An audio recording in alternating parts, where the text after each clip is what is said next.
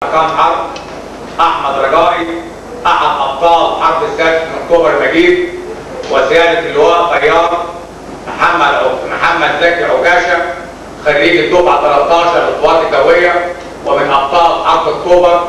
كذلك الاستاذ عبد القادر ياسين المفكر والمحلل الفلسطيني، ونخبه من القوى الوطنيه والاحزاب السياسيه والساده الاعلاميين، على راسهم الاستاذ محمود بكري مدير تحرير جريده الاسبوع، والاستاذه نور الهدى زكي مدير تحرير جريده العربي، وكذلك الاستاذ احمد ادريس رئيس حزب الشعب حزب العمل الاشتراكي، والاستاذ اشرف عبد الله رئيس حزب العمل الاشتراكي ايضا، والاستاذ محمد امين عام الحزب العربي للعدل والمساواه، وسياده العميد محمد الغباشي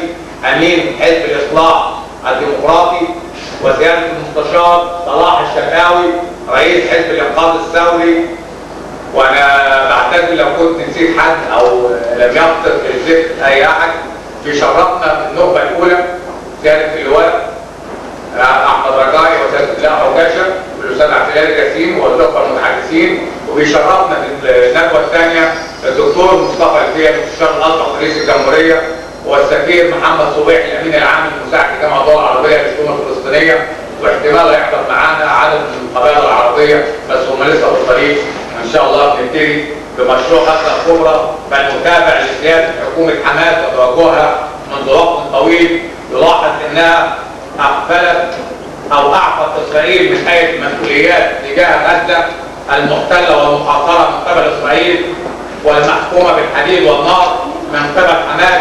فيما تواجه الضغط المستمر باتجاه شقيقه مصر وكانها هي المسؤوله عن كوارث غزه وحصارها، وحكومه حماس في غزه تسعى الى اعلانها منطقه مقرره تمهيدا لتحويلها الى دويله او عماره ملحقه لخلافه الدكتور محمد مرسي او محمد بديع، او بدايه مشروع الخلافه الذي يسعى بعض من قيادات حماس لتطبيقه ولو على مدينه غزه لوحدها.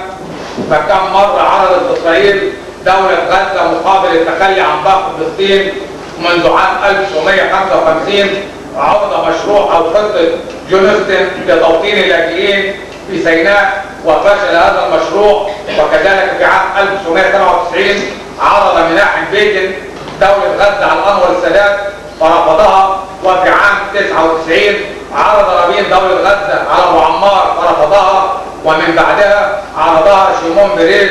على النظام المصري فرفضت،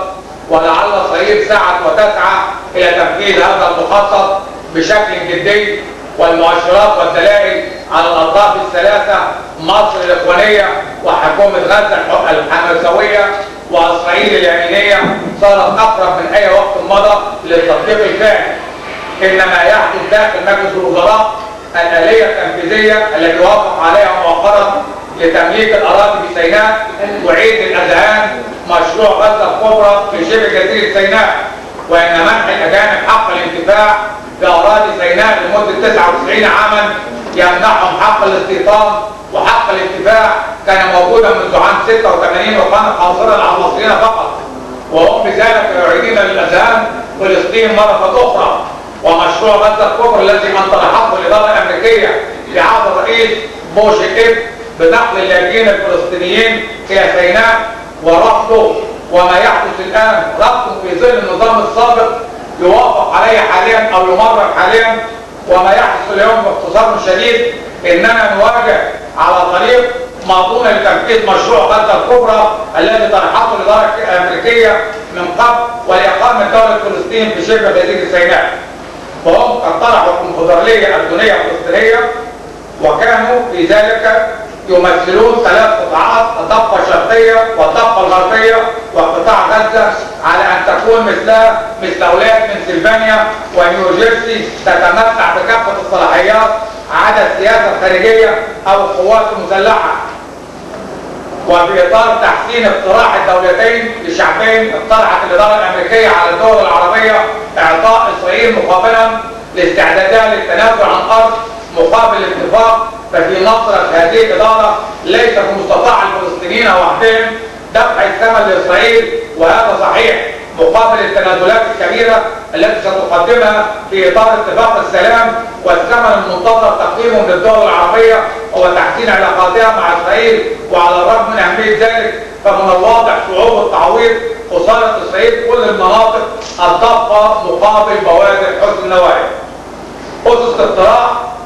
تنتقل مصر إلى غزة مناطق مساحتها 720 كيلو متر، وتشمل هذه المنطقة جزء من الشريط المبني الممتد على طول 24 كيلو متر على طول شواطئ البحر المتوسط من رفح غربا حتى العريش، بالإضافة إلى شريط يقع غرب كرم سالم جنوبا ويمتد على طول الحدود بين إسرائيل ومصر. وتؤدي هذه الزيادة إلى مضاعفة حجم قطاع غزة البالغ حاليا 365 كيلو متر نحو 3 مرات، توازي مساحتها 720 كيلو متر، حوالي 12% من أراضي الضفة الغربية. مقابل هذه الزيادة على أرض غزة يتنازل الفلسطينيون عن 12% من أراضي الضفة التي تضمها إسرائيل إليها. ومقابل الأراضي التي تعطيها مصر وفلسطين ستحصل من إسرائيل على منطقة جنوب غرب النقب، ويمكن أن يصل حجم الأراضي اللي تستنقلها إسرائيل إلى مصر إلى 720 كيلو متر، ويمكن أن تكون أصغر. والفائدة بالنسبة للفلسطينيين غزة في حجمها الحالي غير قابلة للحياة ولا تملك الحد الأدنى الذي يسمح باستقلالها اقتصاديا، إذ يعيش فيها اليوم حوالي 1.5 مليون نسمة، وسيبلغ عدد سكانها في 2010 2.5 مليون نسمة. فمن يصدق أن سكان غزة الحاليين قادرون على العيش برخاء في منطقة غير قابلة للنمو، فحتى مرفأ صغير من الصعب بناؤه في غزة لعدم وجود مساحة كافية أو بسبب الأضرار الكبرى التي قد يتسبب بها لشواطئ إسرائيل نظرا إلى قربه الشديد منها. ويخطئ كل من يشبه غزة بسنغافورة، فالتجارة سنغافورة تعتمد على التجارة الدولية وعلى المصارف المتطورة وعلى صناعة الهاي تك، أما الاقتصاد في غزة فيقوم على الزراعة والتكنولوجيا. وإن زيادة مساحة غزة وفقا للاقتراع المقدم عليه سيزيد شواطئها بمساحة 24 كيلو متر، يشمل ذلك إضافة 9 أميال من المياه الإقليمية مع احتمال العثور على الغاز الطبيعي في هذه المنطقة. وستسمع زيادة 720 كيلو متر على مساحة غزة بإنشاء مرفأ دولي كبير ومطار دولي على بعد 20 إلى 25 كيلو متر من الحدود مع إسرائيل. ويبقى الحل هو قطع هذه المحاولات ورفض كل من يدعمها عربيا أو دوليا، لأن الأجيال المقبلة هي من لها الحق في أرض أجدادها، وغير مسموح أن يوافق سياسي عربي على هذه الجريمة الكبرى التي ارتكبها اليمين في أمريكا وإسرائيل على حساب شعوب المنطقة. إن إسرائيل قد تحكمت بالتوزيع الديموغرافي لغزة والذي سيصبح سكانها في ازدياد مستمر، وتحاول تصديرها لمصر وبدل أن تنمو في اتجاه إسرائيل فإنها تتدفق وتنمو بنعومة في اتجاه سيناء. وأن المرشد الحالي لجماعة الإخوان المسلمين محمد بديع قد قال لإسماعيل هنية في أثناء زيارته الأخيرة لمصر: أوعدك بمنح أعضاء حركة حماس الجنسية المصرية ليكون لهم بذلك دخول أولوية في التوطين داخل سيناء. ونشر ذلك في صحيفة روزا يوسف ب 30/7/2012 في الصفحة الأولى، ولم يكذب جماعة الإخوان المسلمين هذا الخبر. إننا اليوم